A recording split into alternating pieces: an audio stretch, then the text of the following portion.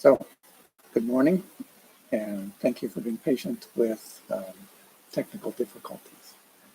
This is a devotional that was supposed to run on Wednesday, April 15th, but because of slow and inconsistent internet connections, I'm running it now. So, thank you, and let's start with the Lord's Prayer. Our Father, who is in heaven, hallowed be your name. Your kingdom come, your will be done on earth as it is in heaven. Give us this day our daily bread, and forgive us our trespasses as we forgive those who have trespassed against us. And lead us not into temptation, but deliver us from evil. For yours is the kingdom, and the power, and the glory forever. Amen. Well, this day's scheduled reading in Leviticus chapter 19, and then in Psalms there was chapters 23 and 24. So what I'd like to do is to read for you out of Psalms 23. And I know a lot of people already know this psalm, probably a lot of you know it by heart. And and I do. I've heard it most of my life. So what I want to do is kind of slow down, take a look at some sections, and see if there's something new here that God has for us and for me. The Psalm of David. The Lord is my shepherd, I shall not want. He makes me lie down in green pastures. He leads me beside quiet waters. He restores my soul.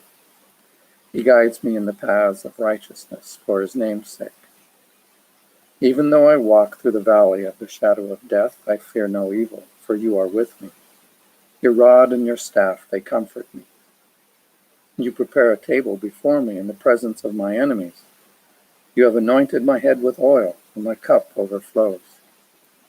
Surely goodness and loving kindness will follow me all the days of my life, and I will dwell in the house of the Lord forever. So what I noticed when I was looking at this was that for me, there's kind of 3 or 4 sections that you can kind of divide this up into. So the first section would be verses 1, 2, and 3. The Lord is my shepherd, I shall not want. He makes me lie down in green pastures. He leads me beside quiet waters, and he restores my soul. He guides me in paths of righteousness for his name's sake. So what that section kind of spoke to me is that David is saying that he doesn't need to worry. He can rest from worry. God is providing for him, leading him in paths of righteousness beside the quiet waters. Not the sometimes quiet waters, not the quickly moving waters, but the quiet waters and the green pastures. So that section was the don't worry section. Verse 4, I thought, was more of the protection section. Even though I walk through the valley of the shadow of death, I fear no evil, for you are with me. Your rod and your staff, they comfort me. So no matter where I'm walking, God is with me, and I don't need to fear. So there's a freedom, a rest from fear here. And when he says, your rod and your staff, they comfort me, that's kind of, the rod is what the shepherd would use to beat up on the predators that would come. And the staff is what the shepherd would use to guide the sheep. So the sheep have the protection, and the sheep have the guidance of the shepherd in there. And then the next section, verse 5, You prepare a table before me in the presence of my enemies. You have anointed my head with oil. This is also kind of rest from fear, but in this case, it's a rest from specifically his enemies. And the picture I got when I was reading this again, I kind of hadn't pictured it this way before, but he says, you prepare a table before me. Now, in the past, I just kind of thought of that, okay, so he's got like this picnic table out in the middle of the field with all the his enemies around him, and he's getting a meal. Well, that's not the picture I got this time. The picture I got this time is that God is throwing David a party in his honor. And not only is it God has invited David to be the guest of honor, God has invited all David's enemies to come and be there also and to watch. He's preparing a table in the presence of my enemies. My enemies know who my God is. My enemies know where my support comes from. You have anointed my head with oil. In front of my enemies, you have done me honor. God is honoring David. And not only is he honoring him, but his cup overflows. God is blessing him in so many ways, and especially at this party. He's given him so much that his enemies can't help but see that God is blessing David beyond what David would expect, beyond what his enemies would expect. God is showing David's enemies who he is. So I thought that was a way to look at that section. I had never looked at it that way before. Now the last section is encouragement that's the rest for the rest of his life. I used to read this Shirley Goodness, and I could never figure out who Shirley Goodness was or what Shirley Goodness was. But really, it's just Shirley, or honestly, goodness and loving kindness will follow me all the days of my life. So for the rest of his life, these good things, God is going to follow him for the rest of his life. And forever, the next section. And I will dwell in the house of the Lord forever. Our hope is to rest in God forever through this. So, how am I going to keep that in mind when I'm living my life right now?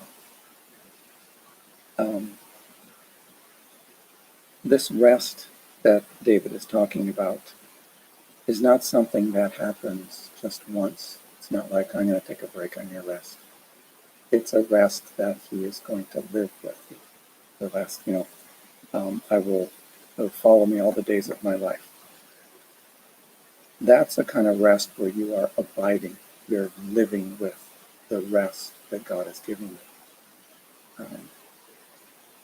When I have that rest, when I'm free from worry, then other things can happen that wouldn't happen otherwise.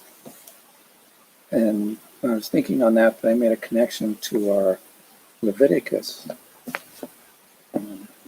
section for today. And Leviticus 19, verses 9 and 10. He says, now when you reap the harvest of your land, you shall not reap to the very corners of your field, neither shall you gather the gleanings of your harvest, nor shall you glean your vineyard, nor shall you gather the fallen fruit from your vineyard. You shall leave them for the needy and for the stranger. I am the Lord your God. So, how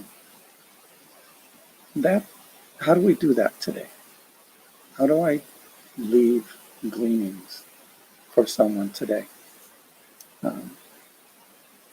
Well, it's a lot easier to think about if I'm thinking about Psalms 23 at the same time, and I'm free of worry, I'm free of fear, I'm have rest for the rest of my life.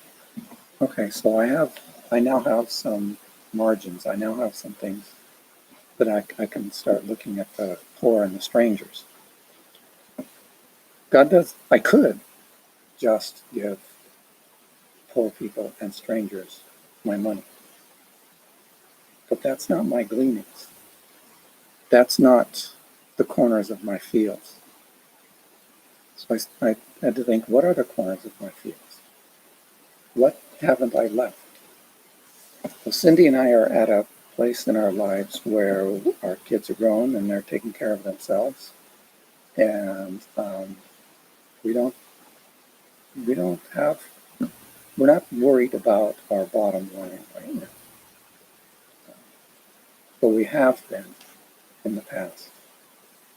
And for us, and for me, it's been hard to get out of that mode of always wanting to scrimp and save and not leave the gleanings. So what I think God was telling me here, especially at this time when a lot of people are going to be out of work, and maybe for a long time, even after people can start working again. There are some things that we want to do around our house that I could do, and I could save a lot of money by doing it myself. But maybe I need to call those things the gleanings. Those are the corners of my field that I could leave for those who need the work and let them do it and pay them to do those tasks that I could do myself, but I would be leaving it for those who need the money. And that would be what God, I think, is calling to for me with those two verses in Leviticus. And I think I can do that because He has given me rest. He's given us rest. So I think we need to think, well, no, I know we need to think about what are the corners of our field? What fruit is dropped to the ground that we don't really need, that we could have, that other people could use better than us? So let's end our time by reading or saying the Aaronic blessing.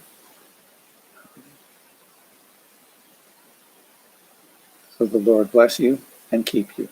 The Lord make His face to shine on you and be gracious to you. The Lord lift up His countenance on you and give you peace. Thank you. May you have rest today.